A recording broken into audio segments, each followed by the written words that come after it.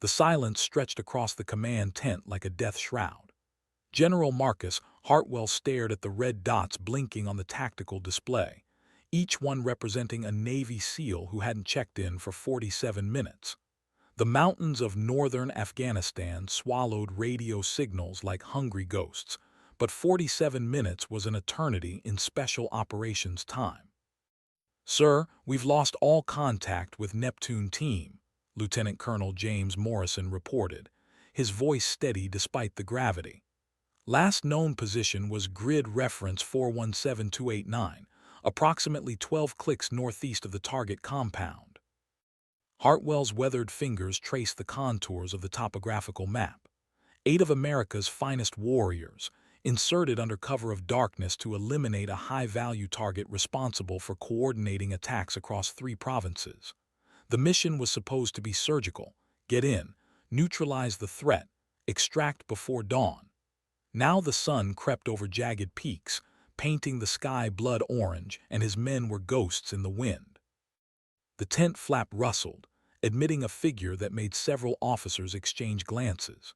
Chief Warrant Officer Kai Phoenix Nakamura stood barely 5'6" in her flight boots, her black hair pulled back in regulation style, revealing the scar that ran from her left temple to her jaw, a souvenir from Fallujah that she wore like a badge of honor rather than shame. Her call sign had been earned the hard way, rising from the ashes of 3 helicopter crashes, each time walking away when others didn't. "General," she said, her voice carrying the quiet authority of someone who'd stared death in the face and blinked second. "Request permission to launch immediate search and rescue." A ripple of barely concealed skepticism passed through the assembled officers. Phoenix had been grounded for 3 months following what the official report diplomatically termed an incident of insubordination. Though those who knew the full story understood, she disobeyed orders to save the lives of 17 Marines pinned down by insurgent fire. Her Blackhawk had taken so much damage that day it was later used for spare parts. "Nakamura," Morrison interjected, "we've already scrambled 2 Apache gunships for reconnaissance. They haven't found so much as—" "With respect, sir," Phoenix interrupted, her dark eyes never leaving Hartwell's face, "Apache fly like advertising billboards in that terrain. What we need is low, fast, and quiet. What we need is someone who knows how to read the shadows." The general studied her for a long moment, weighing protocol against instinct. Outside, the distant thrum of helicopters reminded everyone that time was bleeding away like sand through an hourglass. The briefing room erupted in controlled chaos as Phoenix spread detailed topographical charts across the metal table. Her fingers moved with surgical precision, tracing potential flight paths through valleys that most pilots considered suicide runs. The morning sun streamed through reinforced windows, casting harsh shadows that seemed to mirror the mountain terrain she was planning to navigate. "The Apache followed standard search patterns," she explained, her voice cutting through murmured objections. "Wide circles, high altitude, maximum visibility. Problem is, Neptune Team wasn't trained to be visible. They were trained to disappear." Captain Rodriguez, the Apache squadron leader, shifted uncomfortably. "Those are established SAR protocols, Nakamura. We've used them successfully in open desert, yes." Phoenix's finger stabbed at a cluster of ridgelines on the map. "But look at this terrain. These peaks create radio shadows deeper than graves. If Neptune Team took casualties and went to ground, they'd pick somewhere the enemy couldn't spot them from above, somewhere traditional search patterns would miss." General Hartwell leaned forward, studying her proposed route. It serpentined through valleys so narrow they barely showed on satellite imagery, following ancient goat paths that wound between peaks like a deadly maze. "This flight plan is borderline suicidal, Chief. One wrong turn, one updraft, and you're decorating a mountainside." Phoenix met his gaze without flinching. "Sir, I've flown worse.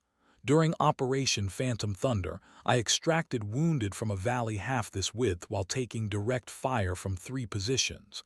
The Blackhawk can handle terrain that would tear apart fixed-wing aircraft. Morrison studied the meteorological reports scattered across an adjacent table. Weather's turning too.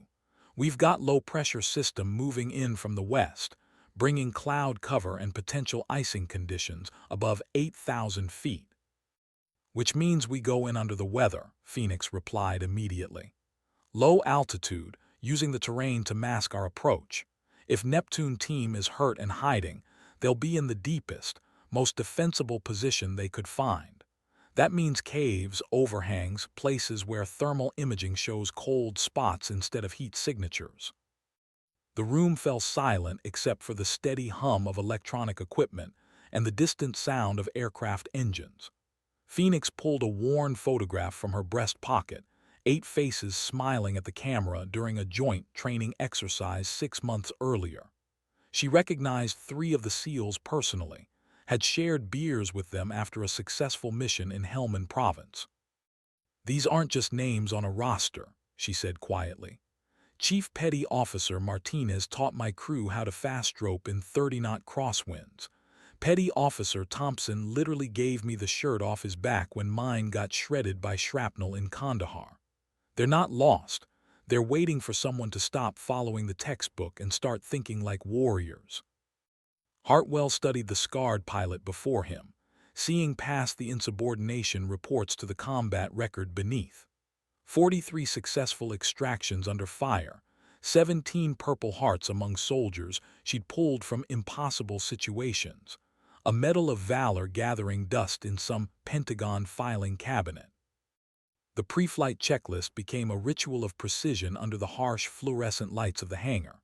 Phoenix ran her hands along the Blackhawk's armored hull, feeling for stress fractures and weak points with the intimacy of a surgeon examining a patient. The helicopter bore scars from countless missions, patched bullet holes, replaced panels, components that had been field repaired under fire, and somehow held together through sheer determination. Her crew chief, Sergeant First Class Diego Vasquez, emerged from beneath the aircraft wiping hydraulic fluid from his hands. "She's ready, ma'am. Checked the transmission twice, rotors are balanced, and I've loaded extra ammunition for the door guns. Also took the liberty of adding medical supplies and emergency rations." "Good thinking, Diego." Phoenix pulled on her flight helmet, the familiar weight settling around her shoulders like an old friend. The helmet bore the faded remnants of unit patches from 3 different deployments, each one representing months of flying through hell and emerging on the other side. Sergeant Maria Santos climbed into the left door gunner position, her M240 machine gun locked and loaded. A former infantry soldier who transferred to aviation after losing 2 fingers to an IED, she possessed an uncanny ability to spot threats that others missed. "Weather's getting interesting out there, Chief. Clouds building up fast over the target area." Through the hangar's massive doors, Phoenix could see the sky darkening despite the early hour. The mountains seemed to be pulling gray clouds down into their valleys like a magnet attracting metal shavings.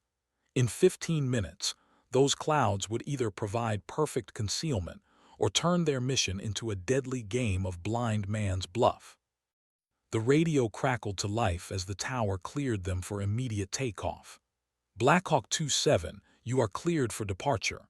Be advised, we show weather moving into your operational area within the hour. Recommend expedited timeline." "Copy Tower, 27 departing now." Phoenix's voice carried the calm professionalism that came from hundreds of hours flying in conditions that would ground most pilots. She settled into the pilot's seat, her hands moving across controls with muscle memory born from repetition and crisis. The Blackhawk lifted off with a thunderous roar that seemed to shake the mountains themselves. As they climbed above the forward operating base, Phoenix could see tiny figures scattered across the compound, soldiers stopping their morning routines to watch the solitary helicopter disappear into hostile territory. Some probably thought she was crazy. Others understood that sometimes crazy was the only sane response to an impossible situation. The aircraft banked hard left, following the first of many valleys that would either lead them to Neptune Team or become their grave. 20 minutes into the flight, the landscape below transformed into something alien and hostile. Razor-sharp ridgelines cut the sky into geometric patterns, while valleys plunged into shadow so deep they seemed to absorb light itself. Phoenix kept the Blackhawk barely 50 feet above the rocky terrain, using every depression and outcropping to mask their signature from potential threats. 2-7, this is Overwatch. The radio crackled with the voice of Captain Rodriguez in his Apache circling at higher altitude. We show multiple heat signatures in grid square 417. Recommend you maintain current vector. Phoenix glanced at her tactical display, then at the terrain ahead. The heat signatures Rodriguez mentioned were clustered around known insurgent positions, exactly where Neptune Team wouldn't be if they were thinking tactically. Overwatch, those signatures are too obvious. Neptune would avoid known enemy positions when compromised. -2-7. Those are the only warm bodies we're seeing in a 20-click radius. Santos leaned forward from her door gun position. Chief, movement at 2 o'clock. Looks like vehicles on that ridgeline. Phoenix banked the aircraft slightly, maintaining their low profile while getting a better view. 3 pickup trucks with mounted weapons sat motionless on a plateau, their crews scanning the valleys with binoculars. Insurgent spotters, positioned to watch for exactly the kind of rescue operation they were conducting. They're hunting, Vasquez observed grimly. Question is, are they hunting us or Neptune Team? The answer came in the form of muzzle flashes erupting from the truck-mounted weapons. Tracer rounds streaked past the Blackhawk's rotor disc as Phoenix threw the aircraft into a violent banking turn that pressed everyone against their restraints.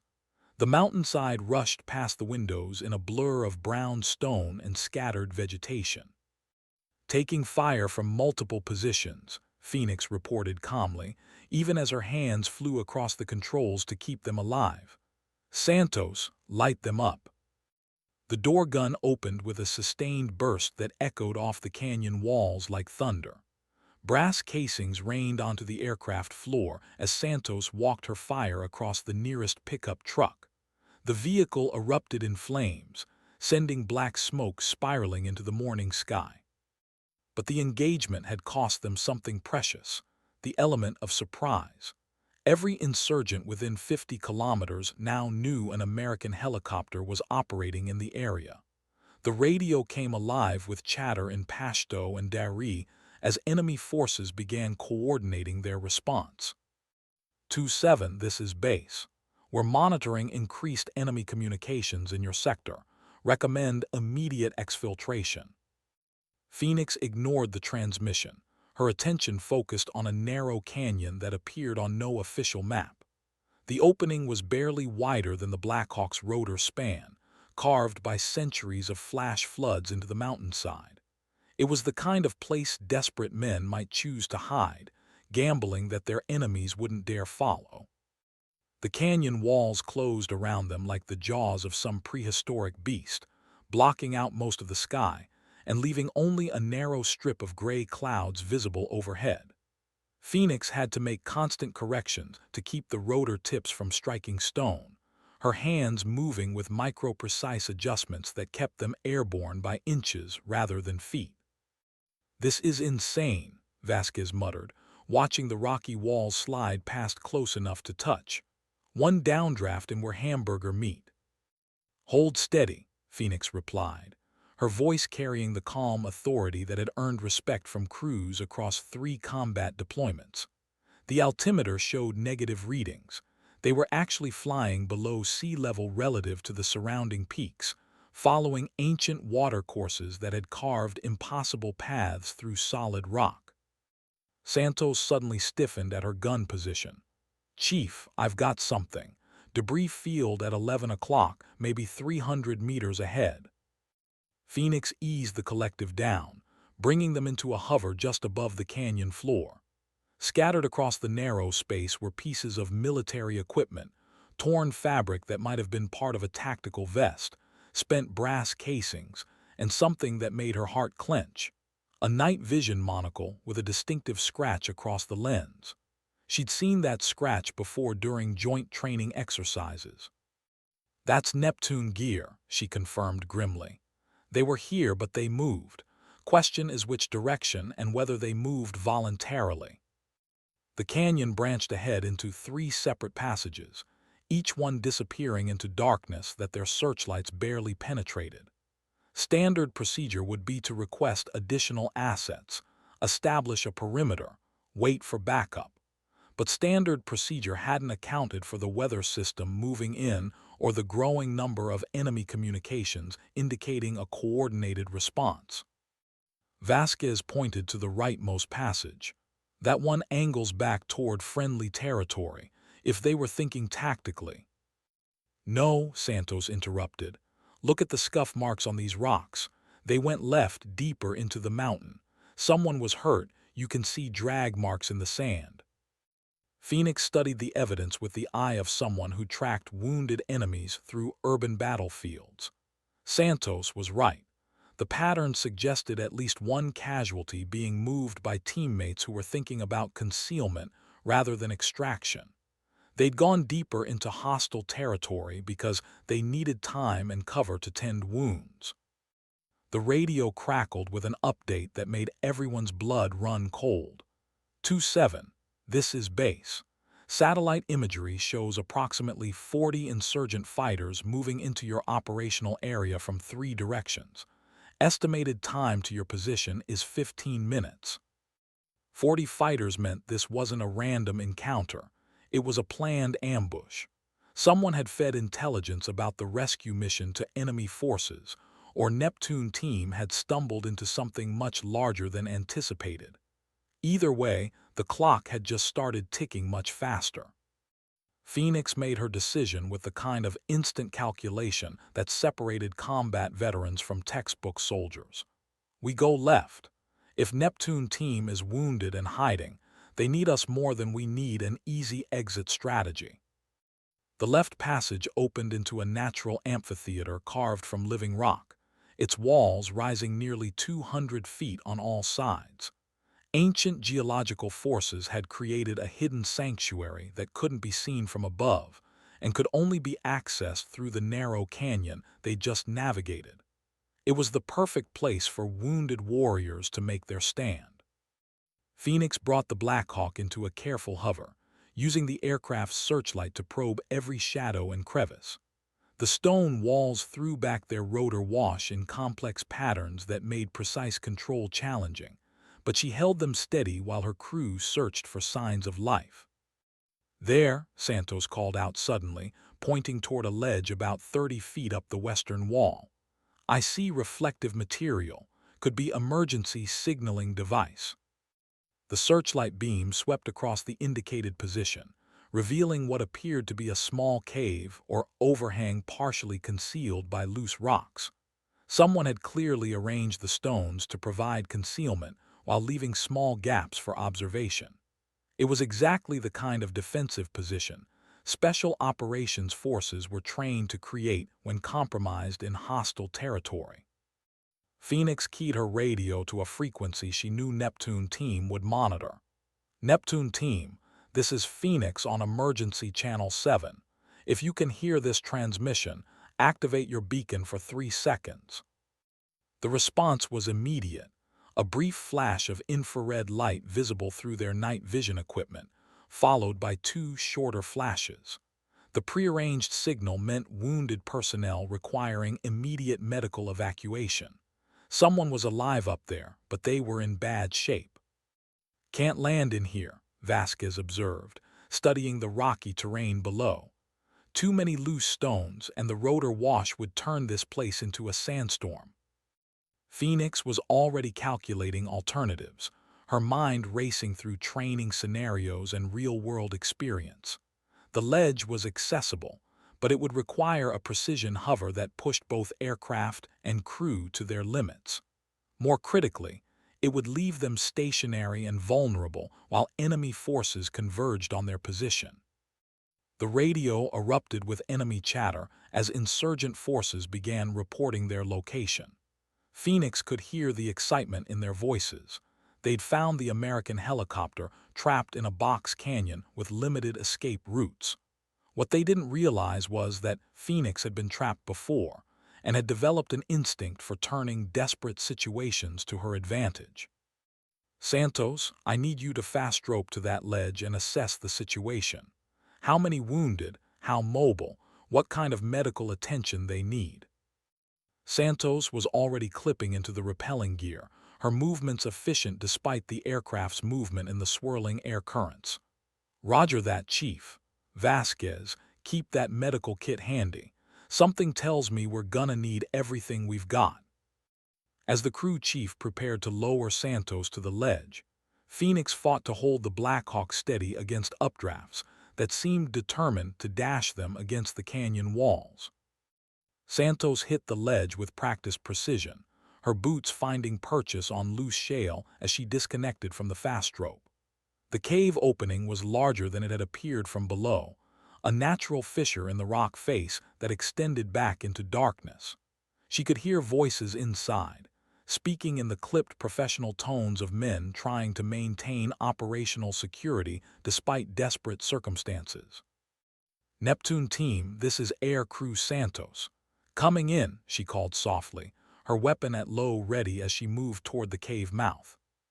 About damn time, came a familiar voice from the shadows. Chief Petty Officer Martinez emerged from the cave, his left arm in an improvised sling and his face bearing the gray pallor of significant blood loss. We've been playing hide-and-seek with the locals for 6 hours. Santos quickly assessed the situation as more Neptune team members became visible.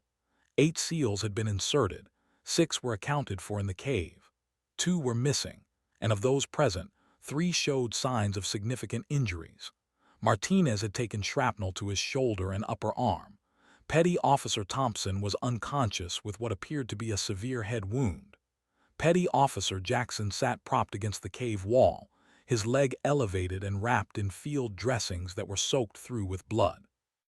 "What's your status on the missing personnel?" Santos asked while examining Thompson's head wound. "Rodriguez and Kim are dead," Martinez replied grimly. "Direct hit from an RPG during insertion. We recovered their tags and weapons but couldn't extract the bodies under fire." The tactical situation was worse than expected, but Santos had seen worse during her infantry days. These men were hurt, but they were alive, and alive meant recoverable. Can the wounded be moved? Thompson needs a stretcher, possible skull fracture, definitely severe concussion. Jackson can walk with support, but that leg wound needs surgical attention within the hour or he's going to bleed out. The rest of us are mobile. Santos keyed her radio. "Phoenix, we've got 6 KIA confirmed, 6 alive. 3 walking wounded, 2 requiring medical evacuation, 1 critical head injury needing immediate surgical intervention." Phoenix's voice came back steady despite the challenging hover. "Copy. We can take all 6, but it's going to be tight. How's our time situation?" The answer came not from Santos, but from the sound of distant gunfire echoing through the canyon system. The insurgent forces had found the entrance to their hidden sanctuary and were beginning to probe the approaches. Martinez grabbed his rifle, checking the magazine with movements made awkward by his wounded arm. "They've been tracking us since the insertion went bad," he explained. "Lost count of how many are out there, but it's a lot more than intelligence suggested. Someone leaked our mission parameters." Santos began preparing Thompson for transport, fashioning a makeshift stretcher from equipment straps and torn fabric. The unconscious SEAL was breathing but unresponsive, his pulse weak but steady. Jackson gritted his teeth as she helped him to his feet, the leg wound reopening despite the field dressings. Above them, Phoenix held the Blackhawk in an impossible hover, fighting wind currents and mechanical stress that pushed both aircraft and pilot beyond normal operational limits. The first mortar round struck the canyon wall 50 feet below the cave, sending fragments of shattered stone ricocheting through the air like shrapnel. Phoenix felt the shock wave through the Blackhawk's airframe as she fought to maintain position despite the growing enemy fire. "They've got our range," Vasquez reported grimly, monitoring the tactical radio frequency. "Multiple teams moving into position on the ridgelines. We're about to be in a crossfire." Santos had Thompson secured to the improvised stretcher and was helping Jackson prepare for extraction when the second mortar round hit closer, close enough that dust and debris cascaded into the cave. The insurgents were walking their fire up the canyon wall, zeroing in on the helicopter's position with deadly precision. "Phoenix, we need to move now," Santos transmitted urgently. "They're bracketing your position." "Roger, send up Thompson first, then Jackson, then the walking wounded." Phoenix's voice remained calm despite the rounds impacting around them. "Santos, you come up last with Martinez. We'll do this fast and dirty." The extraction began with mechanical precision despite the chaos erupting around them. Thompson's unconscious form was lifted by hoist, while Santos guided the stretcher to prevent it from spinning. 30 seconds felt like an eternity as enemy fire intensified, muzzle flashes appearing on multiple ridgelines as insurgent forces found optimal firing positions. Jackson came up next, his wounded leg making the ascent agonizing but manageable. The SEAL gritted his teeth and focused on technique, using his upper body strength to control his movement on the hoist cable. Halfway up, a burst of automatic weapon fire sparked off the canyon wall inches from his position. "Taking direct fire," Santos reported. "Multiple shooters east and north ridgelines." Phoenix banked the aircraft slightly, using the canyon walls for cover while continuing the extraction. The Blackhawk's door guns opened up with sustained bursts, Santos and Vasquez laying down suppressive fire that forced enemy gunners to seek cover. Brass casings rained onto the canyon floor as the machine guns churned out rounds in controlled bursts. The remaining SEALs ascended in pairs, each extraction feeling like a small miracle as enemy fire grew more accurate and coordinated. Martinez came up last with Santos, his wounded arm making the climb difficult but not impossible. As they reached the aircraft, the first mortar round struck close enough to rock the Blackhawk on its axis. "Everyone's aboard," Santos called out as she hauled Martinez through the cabin door. "Get us out of here." Phoenix didn't need the encouragement. The Blackhawk dropped toward the canyon floor and accelerated forward, using terrain masking to break contact with the growing number of enemy positions. Behind them, the hidden sanctuary filled with smoke and debris as insurgent forces poured fire into positions they no longer occupied. But the real challenge was just beginning. 6 wounded men needed medical attention, and the nearest trauma facility was 40 minutes away through increasingly hostile airspace. The Blackhawk screamed through mountain passes at an altitude that made altimeters meaningless, Phoenix pushing the aircraft beyond safe operational parameters, while Vasquez worked frantically to stabilize their wounded passengers. Thompson remained unconscious, his breathing shallow and irregular despite the oxygen mask Santos had fitted over his face. Jackson's leg wound had reopened during the extraction, blood seeping through fresh bandages faster than they could replace them. "Base, this is 2-7 declaring medical emergency," Phoenix transmitted while threading the aircraft between towering peaks. 6 wounded personnel aboard, 1 critical head injury requiring immediate neurosurgical intervention. Request priority landing at Combat Support Hospital. 2-7 base copies medical emergency. Be advised, weather system has moved into your return vector. Conditions at CSH are deteriorating rapidly, visibility down to quarter mile, winds gusting to 40 knots. Through the windscreen, Phoenix could see the approaching wall of gray clouds that had swallowed the mountains ahead. Lightning flickered in the storm's depths, and the turbulence was already beginning to buffet the aircraft. In clear weather, the flight to medical care was challenging. In a mountain thunderstorm, it became potentially suicidal. Martinez struggled forward from the passenger compartment, his good arm braced against the cabin wall. "How bad is it up there?" "Bad enough," Phoenix replied honestly. "But I've flown worse. Focus on keeping your people stable. Let me worry about getting us home." Santos moved between the wounded men with the efficiency of someone trained in combat medicine, checking vitals, adjusting bandages, administering pain medication from the aircraft's medical kit. Jackson was conscious but growing pale from blood loss. The other wounded SEALs were stable but needed attention that exceeded their onboard capabilities. The first tendrils of cloud engulfed the Blackhawk as they climbed to clear a ridgeline, visibility dropping to near zero in seconds. Phoenix transitioned to instrument flight, her hands steady on the controls despite turbulence that threw the aircraft around like a child's toy. The radio crackled with static as electrical activity in the storm interfered with communications. 27 base, radar contact lost, say position and intentions. Phoenix checked her GPS coordinates while fighting a downdraft that tried to slam them into an unseen mountainside.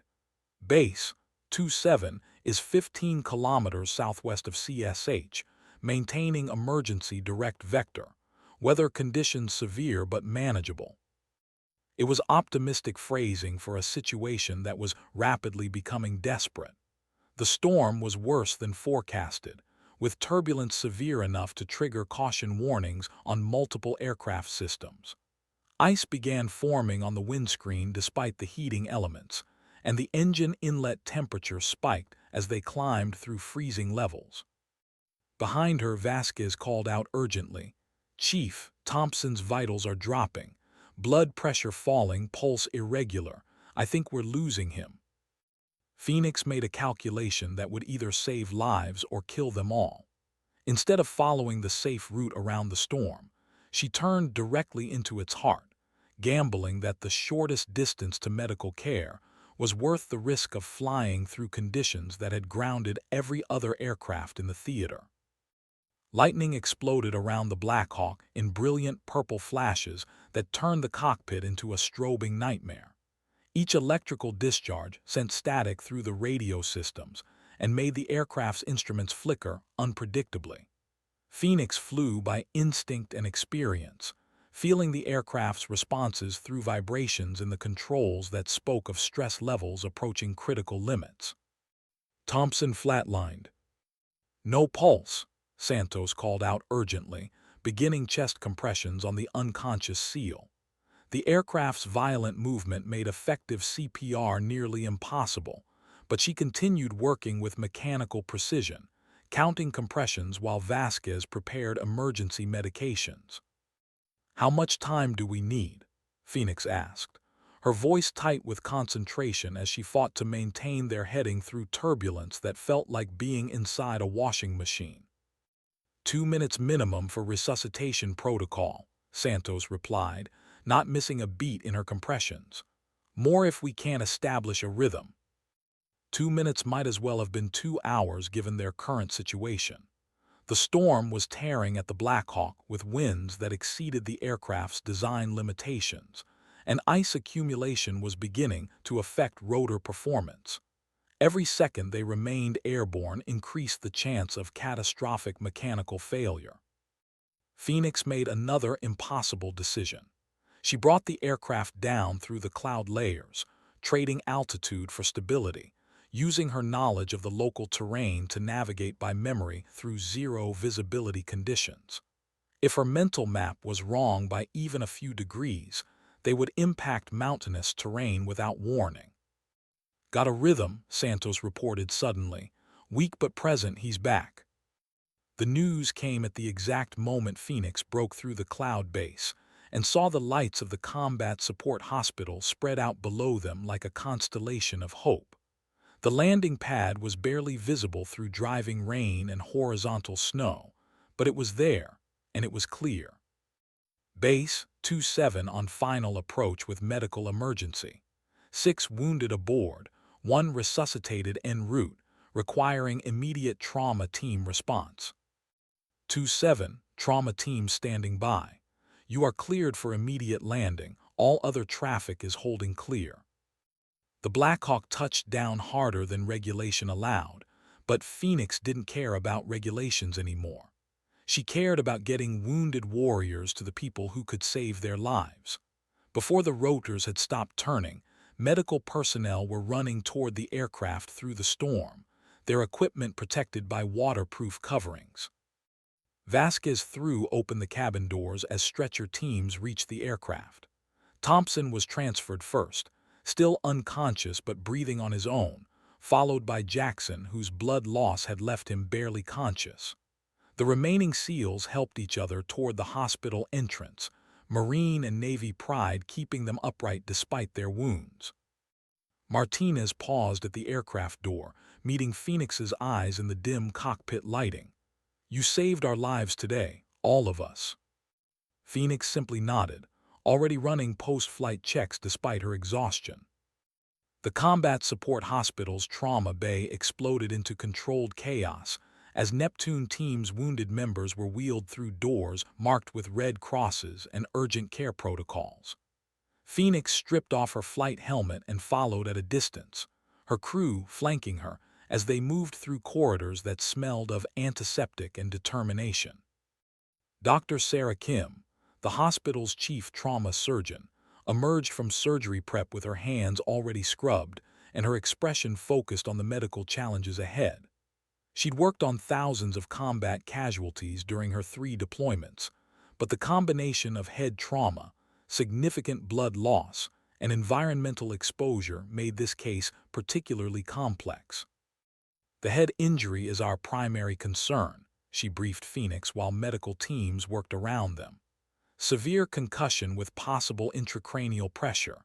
We need to get him into surgery immediately. The leg wound is manageable, lots of blood loss but no major vessels compromised. The others should recover fully with proper treatment." Phoenix nodded, understanding that she'd done her part and now belonged to others with different expertise. But she couldn't shake the image of Thompson's face during those moments when his heart had stopped, or the sound of Martinez's voice when he'd thanked her crew. These weren't just successful mission statistics. They were human beings whose survival had depended on split-second decisions made in impossible conditions. "Chief Nakamura." The voice belonged to General Hartwell, who'd apparently driven through the storm to reach the hospital. His usually immaculate uniform showed signs of the weather, and his expression carried something Phoenix couldn't immediately identify. "Sir," she replied, coming to attention despite her exhaustion. "I want to hear everything. Every decision, every risk assessment, every moment that led to bringing my men home alive." They found a quiet corner in the hospital's waiting area, where Phoenix recounted the mission with military precision. She described the canyon approaches, the evidence they'd discovered, the tactical situation at the extraction point, and the medical emergency during their return flight. She left out nothing, including the moments when success had hung by threads so thin they might have snapped under the weight of a single mistake.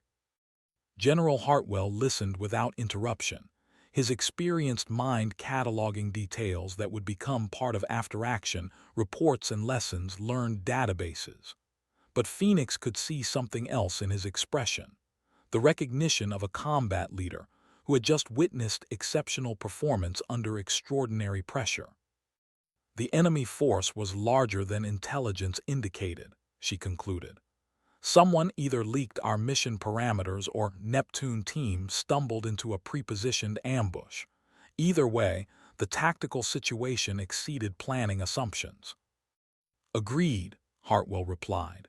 "We'll be investigating that intelligence failure. What I want to understand is your decision-making process. You violated direct orders, flew into conditions that grounded other aircraft, and conducted an extraction that by all rights should have been impossible." Phoenix met his gaze directly. "Sir, 8 men were in trouble.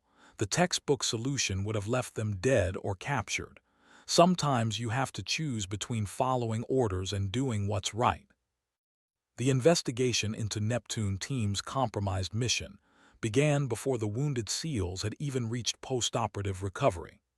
Intelligence analysts pored over communications intercepts, satellite imagery, and enemy radio traffic, searching for patterns that might explain how a routine direct action mission had turned into a near disaster, requiring heroic rescue efforts.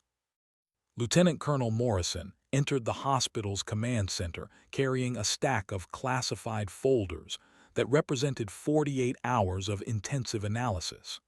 His expression was grim as he spread the documents across a conference table where Phoenix, General Hartwell, and senior staff members had gathered for the formal debrief. "We found our leak," Morrison announced without preamble. "Master Sergeant David Chen, assigned to Intelligence Section at Bagram. He's been feeding mission details to insurgent contacts for approximately 6 months. We arrested him 3 hours ago." The revelation hit the room like a physical blow. Phoenix had worked with Chen during planning sessions for previous missions, had trusted him with operational details that affected the lives of American servicemen. The betrayal felt personal in ways that enemy action never could.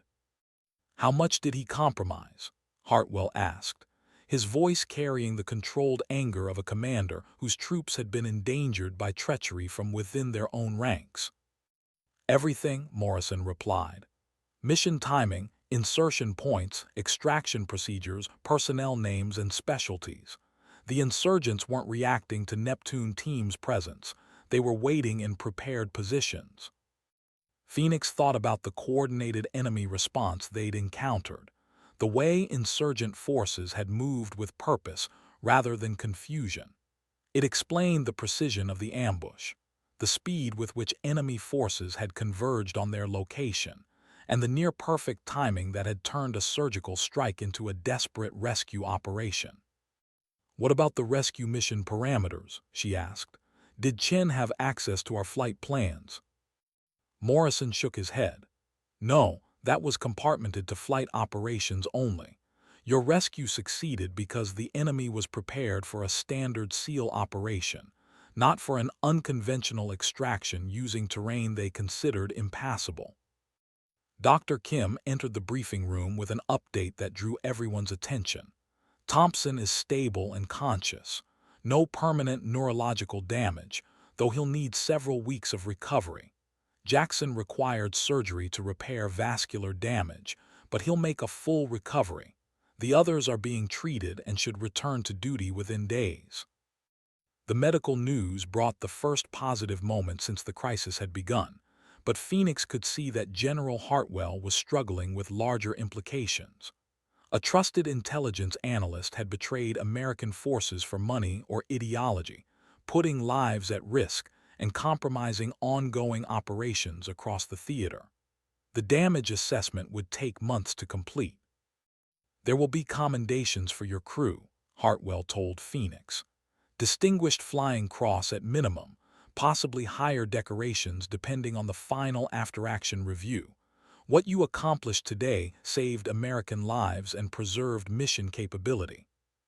Phoenix nodded respectfully, but her mind was already moving beyond personal recognition to systemic questions about trust, security, and the price of fighting wars in places where enemies wore friendly faces. The awards ceremony took place 6 weeks later in a hangar at Bagram Airfield, with Phoenix's battered Blackhawk serving as backdrop for proceedings that drew senior military leadership from across the region. The aircraft bore new scars from the rescue mission, but had been restored to full operational capability, a testament to the skill,